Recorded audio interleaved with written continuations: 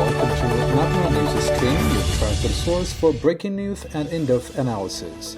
We bring you the stories shaping our world, delivered straight to you. Stay informed and engaged. Don't forget to like, share, and subscribe for the latest updates.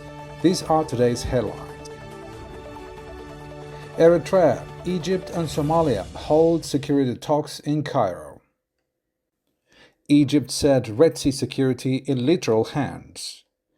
Sudan army recaptures key city of Wad Madani. Sudan announces new banknotes. Somalia's president pays short visit to Ethiopia. Uganda's oil boom strains food supply. United Nations says Myanmar airstrike kills dozens. And Alexander Isak's scorching form earns Player of the Month. News in brief. The foreign ministers of Egypt, Eritrea, and Somalia gathered in Cairo today to address pressing regional security concerns and foster cooperation. This is according to Daily Egypt.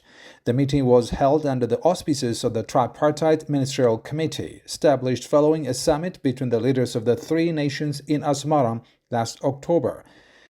Egyptian Foreign Minister Badr Abdulati extended a warm welcome to his Eritrean counterpart Osman Saleh Mohammed and Somali Foreign Minister Ahmed Muallim Fiki. The ministers engaged in comprehensive discussions focusing on the effective implementation of directives issued by their respective heads of state during the Asmara summit. Their primary objective was to bolster security within the Horn of Africa and the Red Sea region. A key emphasis was placed on upholding the sovereignty and territorial integrity of all regional states, adhering to international law and strictly observing the principle of non-interference in the internal affairs of other nations.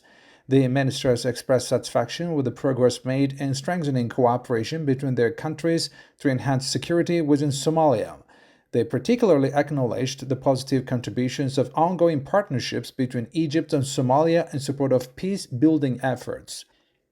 Furthermore, they recognized the significant role played by Egypt's involvement in the African Union Support and Stabilization Mission in Somalia, or AWSOM. Additionally, the ministers addressed pressing regional developments, including the situation in Sudan and its border implications, cooperation among Red Sea littoral states, and the prevailing conditions within Somalia, as well as the ongoing pursuit of diplomatic coordination among the three nations. Egyptian Foreign Minister Badr Abdulati stated today that the security of the Red Sea rests solely on the collective will of its littoral states. He firmly rejected any military or naval presence within the Red Sea by non-littoral states. This is according to AA News. This declaration was made during a joint press conference held in Cairo alongside his Somali counterpart Ahmed Madobe and Eritrean counterpart Osman Saleh Mohammed following a trilateral meeting. Minister Abdulati emphasized that the Red Sea security is a matter that must be addressed and managed exclusively by the nations that share its shores. He asserted that any external military or naval intervention in the region would be considered unwelcome intrusion and a potential threat to the delicate balance of power within the region. This is breaking news. The Sudanese army announced today that it had successfully entered the strategic central city of Wad Madani, marking a significant advancement in its ongoing campaign against the Rapid Support Forces, or RSF. The army is now actively working to eliminate any remaining RSF pockets within the city. The recapture of Wad Madani, the capital of Al Jazeera state, is considered a major turning point in their nearly two-year-long conflict. Al Jazeera state, known for its rich agricultural lands and vibrant trade, has been under the control of the RSF since December 2023. The RSF's presence in the region has led to widespread human suffering, including the displacement of countless civilians, the burning of agricultural fields, the looting of essential facilities such as hospitals and markets, and the deliberate destruction of vital irrigation infrastructure. The army's successful advance into Wadi Madani follows a series of recent gains, including the recapture of Sennar state in the south. However, the conflict remains far from over, with intense fighting continuing in other parts of the country, particularly in western regions and along the White Nile. In similar news, the Sudanese government has implemented a controversial policy change, introducing new banknotes and mandating that citizens deposit their old notes in banks. This is according to africanews.com. This measure has significantly boosted bank deposits, providing a much-needed influx of funds to support the army's ongoing war effort. However, critics argue that this policy has inadvertently excluded millions of Sudanese citizens from the formal financial systems. The Sudanese economy has been severely impacted by the ongoing conflict, with the currency experiencing a dramatic devaluation and widespread economic hardship. The government's decision to introduce new banknotes and compel bank deposits is aimed at combating the illicit activities of the RSF, which have included the looting of numerous banks. Critics argue that the government's primary focus should be on alleviating the humanitarian crisis and addressing the urgent needs of the Sudanese people. Somali President Hassan Sheikh Mohamud made a brief visit to Ethiopia today, marking a crucial step towards mending strained relations between the two countries. This is according to VOA. This visit comes exactly 1 month after the leaders of Somalia and Ethiopia reached a landmark agreement in Ankara aimed at resolving a bitter, year-long diplomatic dispute. The Somali president's visit to Addis Ababa was made at the invitation of Ethiopian Prime Minister Abiy Ahmed. The two leaders are expected to engage in high-level discussions to further strengthen bilateral relations and advance shared priorities. This meeting holds significant importance as both countries seek to overcome the recent tensions and rebuild trust. The diplomatic rift between Somalia and Ethiopia was primarily fueled by a controversial maritime access deal signed between Ethiopia and the breakaway region of Somaliland. Somalia strongly opposed this agreement, viewing it as a violation of its sovereignty and territorial integrity. The Ankara Declaration, brokered by Turkish President Recep Tayyip Erdogan, reaffirmed the commitment of both Somalia and Ethiopia to upholding each other's sovereignty, unity, independence, and territorial integrity.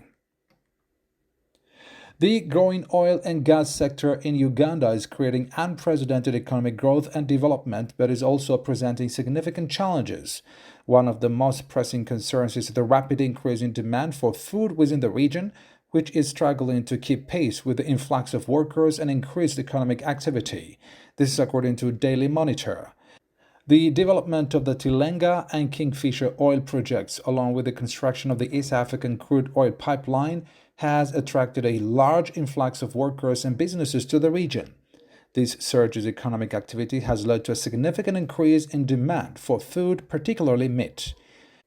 Experts estimate that the annual demand for meat by oil and gas companies could triple from the current average of 568,000 kilograms to more than 1.9 million kilograms once full-scale production commences in the coming years.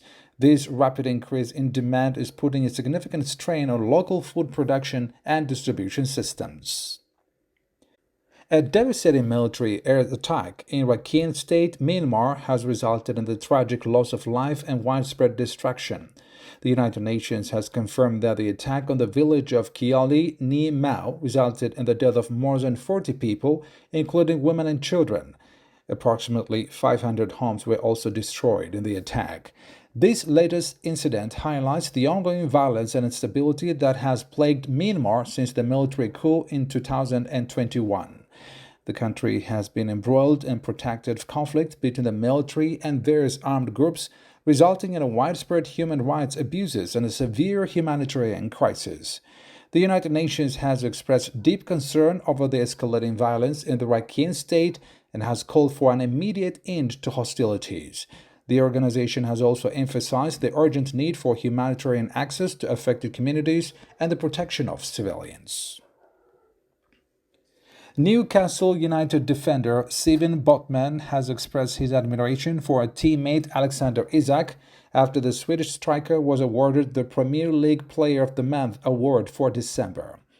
Isak enjoyed an exceptional month, scoring an impressive 8 goals and providing 2 assists in just 6 Premier League games.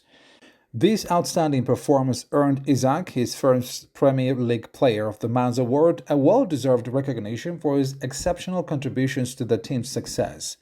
Taken to social media, Botman shared his excitement and congratulated Isaac on this remarkable achievement. Botman highlighted Isaac's impressive goal-scoring record and his crucial role in Newcastle's recent surge in the league table. Well, that's all the news for today. Thank you for watching Natna News Stream. Well, don't forget to like, share, and subscribe for more updates. See you next time and have a great weekend.